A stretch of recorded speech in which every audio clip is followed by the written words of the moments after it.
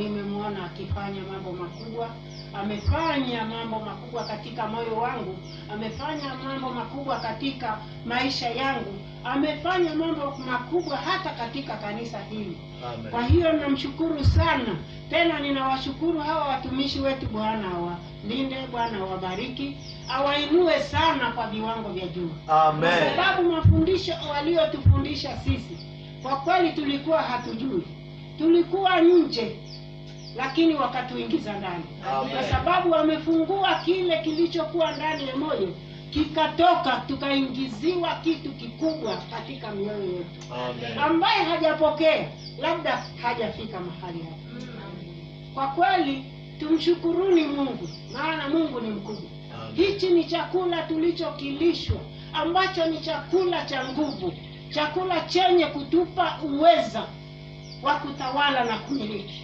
Amen. Katika maisha yetu. Amen. Katika kanisa letu. Amen. Hata kukiwa ni jambo ambalo litakaloingia mahali hapa, likiingia labda kama sisi hatupo, lakini kwa vile tumelishwa na tunaamini kwamba litatua katika mioyo yetu, ninaamini wote tutapokea. Wote tumepokea. Amen. Ninajua kwamba watumishi wetu kwa kweli Mungu amewatumia vyema. Amen. Wamefanya mambo ambayo si mambo madogo. Yesu amewatembelea, Yesu amewahudumia, nasi hiyo huduma ikatue mioyoni mwetu. Mimi ninaona bubujiko kubwa. Oh, Yesu ni mkubwa. Yesu anaweza. Yesu amenibadilisha. Yesu atabadilisha na familia yangu. Ninaona mambo makubwa katika ulimwengu wa roho ambayo yatakayofanyika, ambayo yatakayotendeka. Mungu ni mkubwa. Mungu ni mkubwa. Oya wasikara Mungu. Nifanye nini mimi bila yeye Bwana? Bwana ni mwema huyu.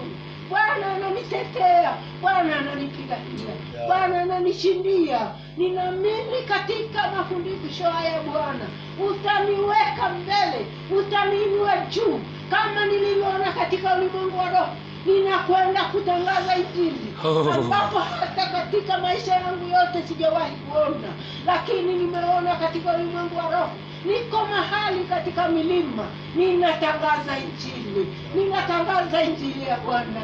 Nami ninasema hilo pando likawe pando la Mungu katika ulimwengu wa roho, likaweze kunisababisha nikatangaza Injili pamoja na uzee wangu Bwana. Nikawe kama kijana, nikatangaza Injili mahali pote, na katika ndugu zangu Bwana wakainuliwe na kubadilika kwa jina la Yesu. Asante Bwana, maana utakwenda kutenda kwa uweza wako na nguvu zako Bwana. Hallelujah. Hallelujah. Hallelujah. Hallelujah.